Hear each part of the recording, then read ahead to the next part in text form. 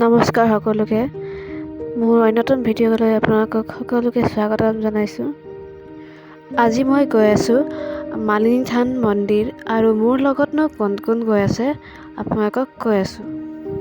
যিহেতু আমাৰ যাত্ৰাৰ সময় লোৱা আছিল ৰাতিপুৱা 6টামান বজাতেই, সেয়েহে মই ৰাতিপুৱা সোনকালেই শুই উঠি গা পা ধুই ৰেডি হৈ ৰাতিয়ে বনাই থোৱা খিচিৰি অলপ খাই নিজ যাত্ৰালৈ ওলাই গ'লোঁ।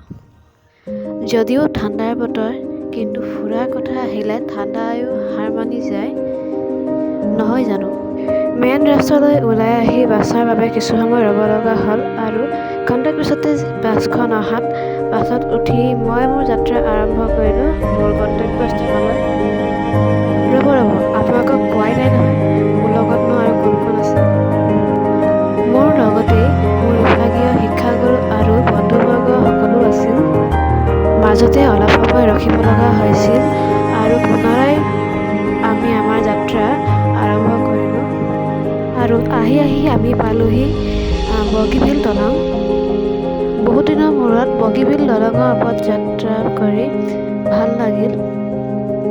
যিহেতু 2 বছৰ পূৰ্বে মই মালিনী থান মন্দিৰলৈ গৈছিলোঁ, কিন্তু সেই সময়ত ভিডিঅ' কৰা হোৱা নাছিল।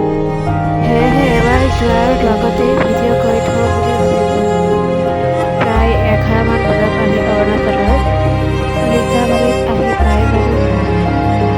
যিহেতু খানা বনোৱাৰ ব্যৱস্থাও কৰা হৈছিল, সেয়েহে মালিনী থান যোৱাৰ পূৰ্বে লিকাবালিতে বস্তুবোৰ নমাই তাত বনাবলৈ দি থৈ মালিনী থান যাম বুলি ভবা হৈছিল।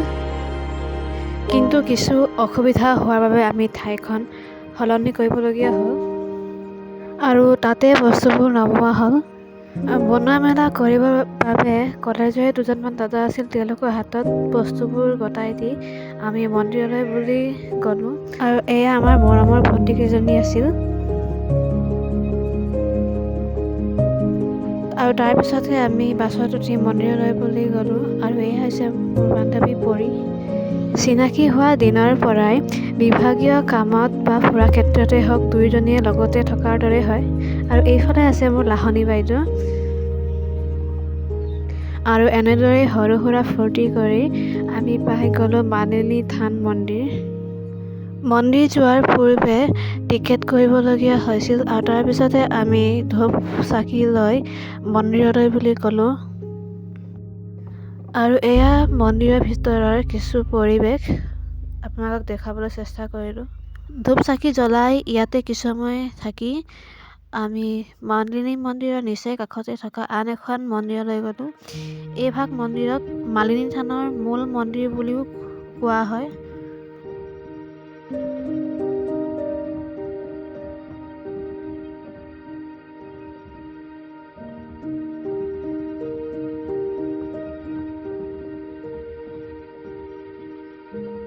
মালিনী থানৰ মূল মন্দিৰলৈ যাওঁতে অলপ সময়ৰ প্ৰয়োজন হ'ল।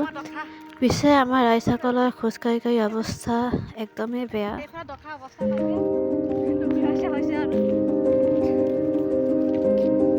মন্দিৰত সেৱা জনাই আমি উভতি আহিলোঁ। উভতি অহাৰ সময়ত মন্দিৰৰ কাষতে থকা দোকানবোৰৰ পৰা কিছুমান প্ৰয়োজনীয় বস্তু ল'লোঁ। ময়ো সৰু ছাইড বেগ এটাই ল'লোঁ, যিটো আজিকালি প্ৰায়ে প্ৰয়োজন হৈ থাকে। মন্দিৰৰ পৰা পুনৰাই আমি সেই স্থানলৈ গ'লোঁ য'ত আমাৰ খোৱাৰ ব্যৱস্থা কৰা হৈছিল। সকলোৱে তাতে বহি খোৱা বোৱা কৰিব পাৰে তাৰো ব্যৱস্থা কৰি থোৱা আছিল। গৈ পায়ে খোৱা বোৱাৰ জা জোৰ কৰাৰ লগতে সকলোৱে ফটো তোলাত ব্যস্ত হৈ পৰিল। পাহাৰৰ মাজৰ এই ধুনীয়া পৰিৱেশখন আপোনালোককো দেখুৱাবলৈ চেষ্টা কৰিলোঁ। এনেকুৱা পৰিৱেশৰ মাজত সকলোৱে এসাঁজ খোৱাৰ আনন্দই বেলেগ নহয় জানো। আনফালে মেমসকলে খাবলৈ বুলি মাতি এয়া হৈছে আমাৰ ঘৰত। খোজকাঢ়ি হেনো তাক বহুত লাগিছে। পাৰিলে বেছিকৈ খাই শেষ কৰিম বুলিও ৰৈ আছে। হয়ো পিছে খোৱাৰ সময়ো পাৰ হৈছে। ৰাতিপুৱাই যি অলপ ব্ৰেকফাষ্ট কৰা হৈছিল। আৰু এয়া হৈছে আমাৰ আন এজন ছাৰ। এখেতেও খানা যোগাৰ চলাই আছিল। লগৰবোৰেও খোৱা বোৱাৰ যো-জাত সহায় কৰি দিছিল। এনেদৰে আমি সকলোৱে ফূৰ্তিৰ মাজতে খোৱা বোৱাবোৰ কৰিলোঁ।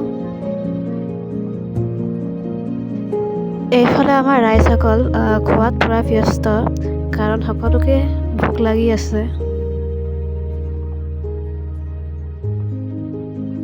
খাই বৈ এইফালে আমাৰ ৰাইজসকলৰ নাচ আৰম্ভ হৈ গ'ল। ব্যস্ততাৰ মাজতে সকলোৱে এনেকৈয়ে আনন্দ কৰাৰ অকণমান সময় উলিয়াই লোৱা হয়। আজিৰ দিনত এনেকৈয়ে অলপ কম সময় উলিয়াই সকলোৰে লগত ফূৰ্তি কৰা হয়। এনেদৰে আমি সকলোৱে খোৱা বোৱা আৰু ফূৰ্তি কৰি ঘৰলৈ বুলি ৰাওনা হ'লোঁ।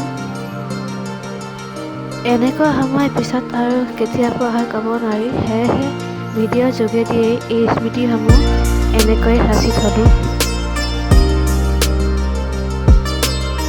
পিছে আজিৰ ভিডিঅ'টো ইমানতে সামৰণি মাৰোঁ। ভিডিঅ'টো চাই কেনে পালে জনাবলৈ নাপাহৰিব।